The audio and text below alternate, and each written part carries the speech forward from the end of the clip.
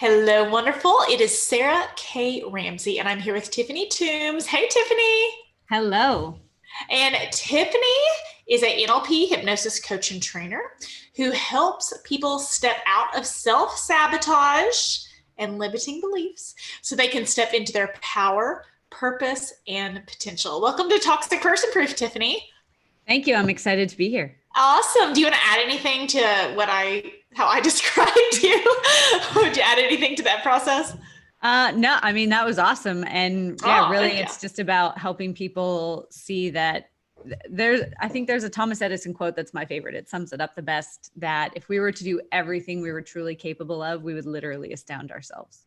Ooh, I love that. I love that. And I know we're also going to have a conversation about trauma, and that's especially important in the context of, I want our listeners to kind of know where you're coming from in this approach, right? As we step into our unlimited potential, it doesn't mean we never had any problems in our past. Doesn't mean we won't have problems in our future, right? It just means we won't let them steal our greatness, right? Absolutely. I actually wrote a book called Stop Being a Selfish. Swear word. But it was really because for so long in my life, like I had listened to other people. And when I would set boundaries, or when I would, I went and lived in Australia for 8 years. And when I did all these things, all these people were telling me I was selfish. And I was like, but all the things that you want me to do don't feel good. And I just can't imagine that God or the universe or whoever it is that people believe in put us here to just live within this restriction that doesn't feel good. And so I started to recognize that when we step into our own light, it does two things. The people who want to step into theirs, it lights the way for them. Yeah. But also the people who are living in their shadow, it brings light into their life to show them all the places that they're playing small. And so that's where people tend to lash out and question you. And unfortunately, it often comes from our family and friends. And so many people hold themselves back. And I just want to give people the tools to not do that and to really step into their light and to show their friends and family that it's okay and that it's safe to do that, because eventually they will follow suit. Well, yeah. And I love the conversation about selfishness and unselfishness and, oh, you need to do this, because it's always fascinating to me that other people want us to do what they think is best. And they are basically saying, you are selfish for not doing what I, in my selfish nature, want you to do. And it's like, what? Like, how do we get tricked by that? And we all do, right? We all have at some point. And then kind of say like, actually, I think it's kind of selfish that you think you get to plan my life for me, right? Like, actually, I think that's kind of selfish. Yeah, absolutely. I put up a post the other day on social media that blew up, and I was not expecting it to, where I just said that if you think somebody is selfish for setting boundaries for themselves, it's because you benefited from them having none. Absolutely. I had like 50 shares in the first day, and I was like, whoa, I didn't realize this was such a light bulb for people, but it's so true. Yes, like we lash out at people for setting boundaries if we feel like it negatively impacts us because we can't control that person anymore, or we can't get what we want from them. And in our, like, I call it something called smart girl syndrome, which is a close sister to good girl syndrome, right? And the good girl, oh, well, I don't want to be, make them mad, hurt them, whatever that may be. And it's like, okay, so do you feel like one of your life purposes is to help other people be more selfish? Does that align with your integrity? And they're like, no. And I was like, well, what are you doing? Right? When we think of, even in the Bible verse, right? Like, love others as you love yourself, does not say love everyone except for yourself. Yeah. And I mean, one of the most commonly shared memes is this empty teacup around how we can't fill somebody else up if we're empty. But then when it comes to actually practicing that, especially as women, I find it's such a counterintuitive concept where we've been raised to believe, especially as women, that we have to put everybody else first, or if we're empaths, that we have to take other people's emotion into our body. And all of that is toxic empathy or toxic living, toxic, being a woman. And really, it's about learning how to receive from ourselves first and then from others so that we can ultimately give more to other people. Well, absolutely. And like I said, I always go back to that. It's not my life purpose to prevent you from your life's journey. Right. And if I'm saving you and I'm taking, I literally cringed when you said that about like taking empaths, taking other people's emotion into their body. And it was like, oh yeah, I know exactly what you're talking about. I know exactly what that feels like. Right. And making sure we don't, because all of those pieces are self-sabotaging, right? That allows us, we try to be good. We're trying to be a good daughter, a good girlfriend, a good wife, a good mother. I mean, some of this, it's parents with adult children as well. It's all, we often look up and look sideways, but we don't look down, right? And think, man, am I saving my children from their own life lessons? All these things, right? And it's a mess all around. So tell us about self-sabotage and how not to do it. Yeah. So I have really come to see that self-sabotage happens. It's really driven by one of two things. So the first thing is that we set a goal, and this is a little bit of my pet peeve with the self-help personal development industry, is we've been taught for so many years that if we set a goal and we don't achieve it, doesn't matter what area of our life it is, we don't have enough self-discipline and we don't have enough willpower. And it's our fault that we haven't done it, right? You just didn't have enough willpower to stick to that diet. You just didn't have enough willpower to keep going to the gym. When ultimately, and we focus a lot on the behaviors that aren't working, but our behaviors are just symptoms of our belief systems. And so when we set a goal, if it doesn't align with what we believe to be true about ourselves, John DeMartini says, we cannot become who we don't already think that we are, right? So if we want to be successful, we already have to see that we have success at the level that we're at, and then we're just seeking more of it, right? If we want to make more money, we already have to see that we're capable of making money, that we are abundant, we just want more of it. And so and a lot of people do this, they're holding on to these money beliefs. Money is evil. Money is the root of all evil. People who have it are greedy, blah, blah, blah. I have to work hard to make it. But then they're setting these goals to make more money, and the two start to compete in the brain. I see it with, I've worked with a lot of sexual assault and sexual abuse victims or survivors, not victims. And a number of them have been overweight. And I actually had one woman who thought she had totally healed and let go of the sexual abuse from her childhood. And she was going to the gym 6 days a week. She was eating totally clean and was just not losing weight. And so as we started doing some releasing work around this trauma that she had experienced, the weight just was like, she was like, it's melting. I just go to sleep and I wake up and I'm thinner. Like, this is like the best diet plan ever. And it's because she let go of this. She had unconsciously created this belief that she wasn't safe. And so if she was a little bit overweight, then she would be less attractive to a predator and she would be less likely to experience that trauma again. As soon as we fixed that belief and got rid of the belief that she wasn't safe, then she didn't need to hold on to that weight anymore. And so one of the two reasons that people self-sabotage is because they set a goal that's not in alignment with their belief systems. And they think that they can just out-discipline themselves to get that goal without actually facing the skeletons that they have in the closet. But we can never, our belief systems are driving the bus of our life. And so we cannot outwork, we cannot out earn, we cannot out achieve the belief systems that we have. So we have to work on those. The second way go ahead. No, that was great. And I agree completely.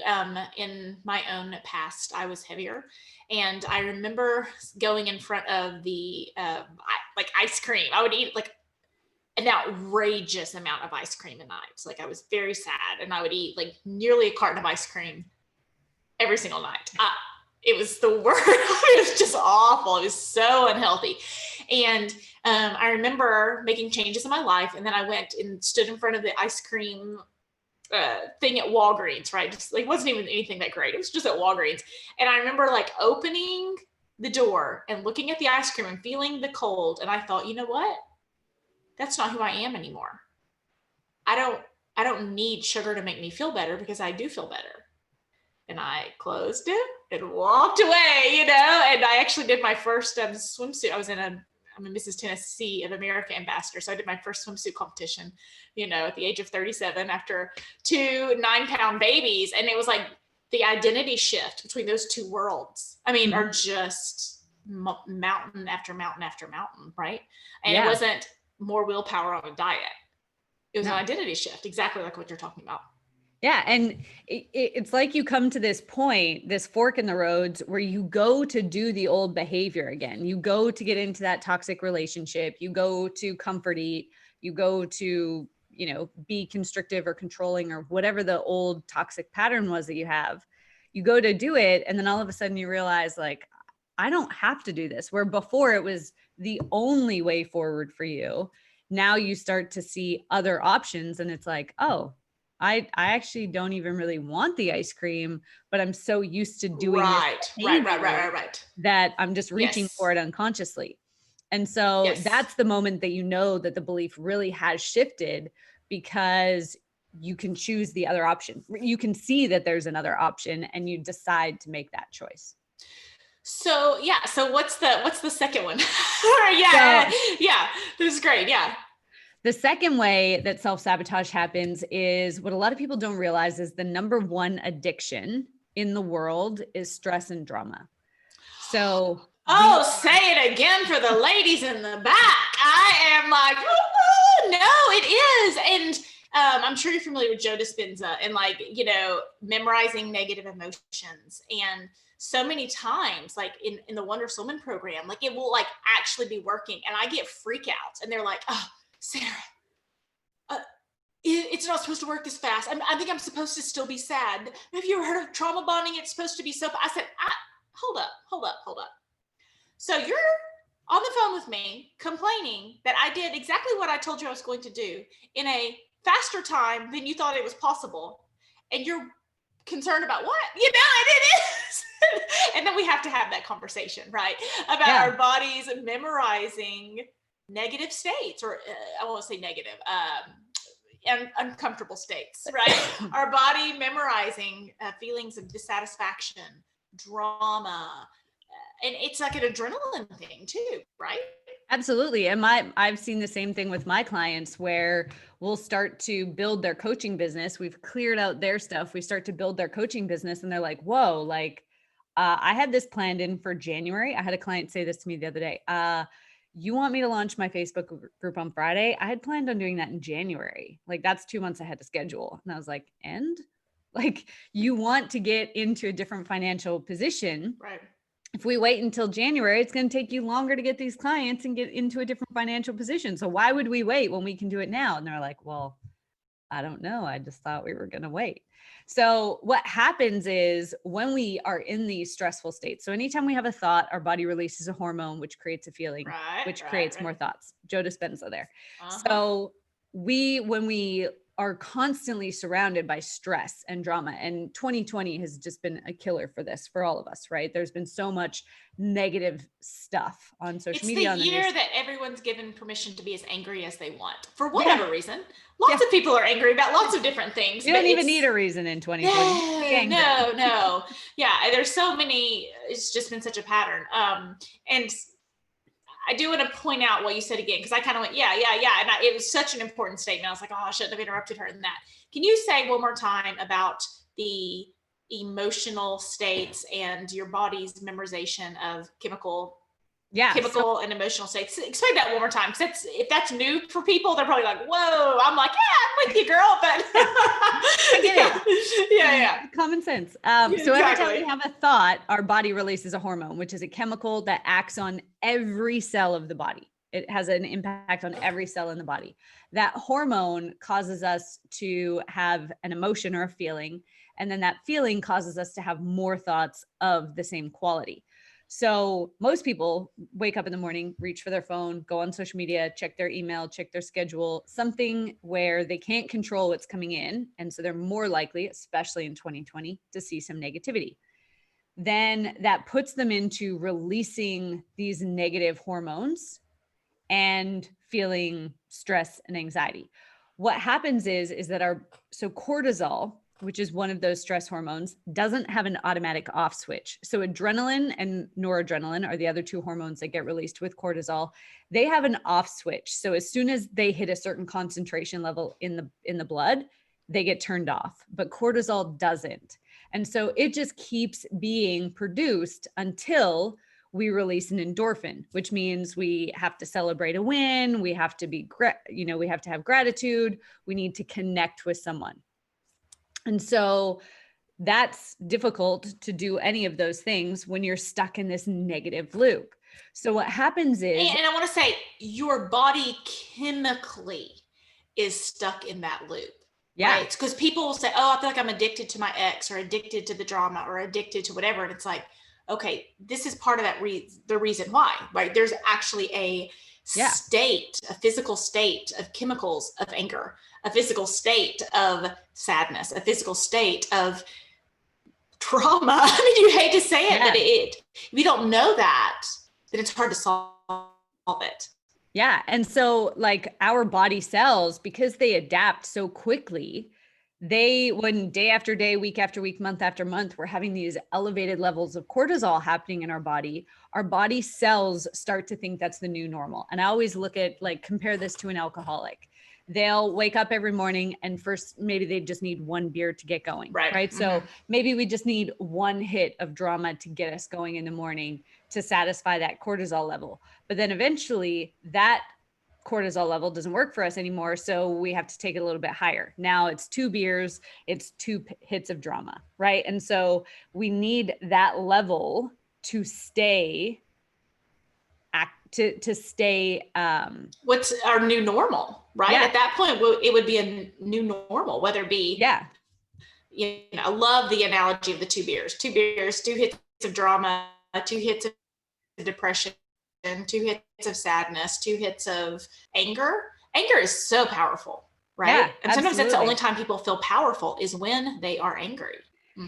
And then like our body doesn't just get used to these new levels, but it also thinks it's pleasurable. So that's where the addiction side of things comes in, where it's like, I need this now. I need this, drama to happen. So what starts happening with people as we start letting go of emotional baggage from the past, which is what I specialize in. So we start clearing out like that drama that you had with your mom as a teenage girl, or that ex that cheated on you back in high school. As we start clearing that out, because most people think that they've dealt with it, but they've actually shoved it down. So in their mind, what they have is this open loop. Even if you don't consciously think about that ex or that friend that screwed you over back in elementary school, whenever it was, right? You're still unconsciously giving them energy. We're still energetically connected to them. So as we start closing those loops, as we start cutting off those energetic connections, we don't need as much cortisol anymore because we're not unconsciously having those thoughts. And so our cortisol levels start to drop, but the body is still addicted to the higher levels. And so the body tricks the mind into creating issues to keep us in this elevated state. And so, which is so detrimental to, this is why I do want to point this out, because sometimes like people get out of a bad relationship and they're like, oh, well, I'll say, what's your healing strategy? And they said, well, I'm on dating apps. What? Like that's and this is why that doesn't work. Like there's this energetic bond, there's this open loop, there is this situation where you're used to drama. And then you think there's any chance in the entire world you can attract a new guy. You would, A, if it was a good guy, you would ruin that relationship. B, you're not going to attract a good guy anyway, because of that drama and that sense of drama. And it's terrifying. I mean, it's so sad because this is not common knowledge. You and I are talking because this is what we do, right? Yeah. But this is not common knowledge to most people. Absolutely. And so we do start to create sabotaging patterns to get that hit. Yep. And so I always tell my clients when they start with me, when you withdraw from sugar, you're going to be cranky. You're probably going to get headaches. When you withdraw from drugs or alcohol, that there's going to probably be like some agitation, some sweats, maybe some tremors. We don't talk about the withdrawal symptoms from breaking this cortisol addiction. And it's the sneakiest withdrawal symptom there is, because it shows up as self-sabotage. It shows up as you wake up one day and all of a sudden you're like, I'm such a loser. I'm such an idiot. Like, oh, I look terrible in this outfit or whatever it is. And we start having these negative thoughts to stimulate that cortisol production again. And so because it's coming from the brain, it is so sneaky. People don't realize that self-sabotage is a withdrawal symptom as they start to break this stress addiction. And they may not know it, because if that's your new normal and you self-sabotage in this area, then you self-sabotage in this area, then you self-sabotage in this area, that it's your whole life. It feels like it's your whole life. Mm-hmm. Right? Yeah. And that sense of cortisol. And, sometimes with my clients, one of the biggest things I ask is, what problem are you trying to solve? Right? Which is great if there's a problem. It's really not great when you think there should be a problem and you're trying to find a problem and to get that cortisol hit. And it's like, there's no problem to solve here. Like you're good. Oh, I shouldn't be good. But it's that withdrawal, exactly like what you're saying. Yeah. And then when things start coming easily, you get that first client and you make that first sale, or all of a sudden you have extra money in your bank account after you pay all the bills for the month. It's like, well, like, what do I do now? We haven't given ourselves time and space, and we don't have the tools to adjust to that. Mm-hmm. So we want to be aware in our healing journey. And for the people that coach, you need to make your clients aware of this at the beginning of the journey so that they don't sabotage and burn everything that they've been working for down, because they don't realize that this is a symptom of growth. Mm-hmm. I love that. So, recapping, right? So you have to change your belief system, right? I am someone who's capable of love. I am someone who's capable of abundance. I am someone who's capable of, and that is not just through affirmations. I don't know how you feel about that, Tiffany. I am really big on giving yourself something to be able to tell yourself something that's true. It's great to say, oh, I'm a millionaire. And I know a lot of people believe that and do that, but instead saying, I'm capable of, Tony Robbins, he says, every day I'm getting stronger and stronger. Your brain doesn't fight you on that. I'm a millionaire and I'm buying a private jet, and, whoever's borrowing me for money, it's like, is it Tony Romo? Who's that quarterback that everybody is married to that? Yeah. I'm not a football person. The Patriots dude forever. Oh, Tom Brady. Thank you.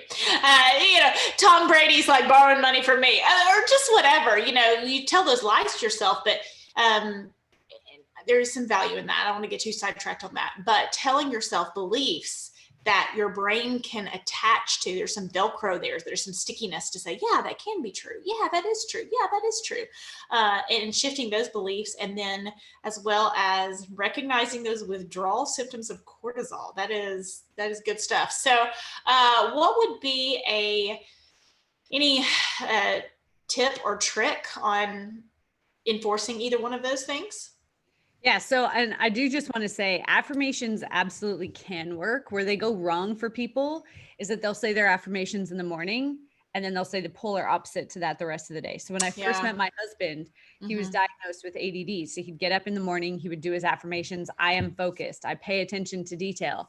And then he'd get on sales calls and he would make these jokes about having blue squirrel moments or being easily distracted or having ADD. And so our brain responds to repetition. So if you're like, I'm a millionaire, and then you're stressing about money all day, or you're saying I'm a millionaire and then you're broke, you're talking about how broke you are or how you can't afford things, then your mind is going to take whatever you focus on with repetition. So it's not that affirmations don't work. It's that people sabotage themselves in their affirmations. So they work them a different way, because I do hate some of the talk around that, because it feels like, man, why aren't my affirmations working? And it's stuff like what you're saying, or, there's no stickiness to it whatsoever. It's just like, well, awesome. So any physical tips for dealing with that cortisol? Yeah. So we can actually self-dose ourselves with both dopamine and serotonin. So I mentioned before that dopamine, serotonin, and oxytocin are the three hormones that shut off cortisol production, and then they buffer out the exhaustion that comes with the adrenaline hits that we get. So dopamine is released when we celebrate an achievement. Now, the good news is that our brain doesn't actually know like, oh, this was a huge achievement or this was just a little achievement. That's us consciously saying, I only got 1 like on this post where this one got like 50, right? Our brain doesn't know the difference. So if you just celebrate, somebody liked my post, doesn't matter if it's 1 person or if it's 50, somebody liked my post, right? Or I had a great day today. And some days you might just celebrate the fact that you got out of bed and put on clothes, because we're all human. We're all going to have those days. Other days it might be I made 5 sales, or I wrote an article and submitted it. In one of my coaching programs, we actually celebrate failures because it means that you had the courage to ask for the opportunity. And so I interviewed somebody, actually, I think it was Sarah Blakely. Maybe I didn't interview her. I read it in her book or something, but she talked about how every night at the dinner table, her dad would ask her. It is Sarah Blakely. I saw that. Yes. What did you fail at today? If anybody's wondering. Yes. Yeah. What did you fail at today? And so she felt like, well, I have to go out there and do something to fail because that's what makes my dad proud. And so she like reversed her wiring to not be afraid of failure because it was made to be a good thing in her family, because it was this thing that she was going out and practicing. There was another guy, John Spolestra, when he went to become the marketing manager at the New Jersey Nets. This was when the Nets were like the worst team in the league. They couldn't get anybody there. What he did was he created this competition within the team, and he would reward you $100 to the most ridiculous idea that people came up with to encourage fans to come in. So it takes away this like, oh, I might be rejected, you know, I'm going to fail. Now the literal goal is to find something that we can't make work. And so when you start to either reframe your failures as, at least I was bold enough to go out and ask, there's people out there who don't even ever get that courage, right? Or celebrating your failure or your successes, sorry, you'll get that hit of dopamine, which will turn off the cortisol.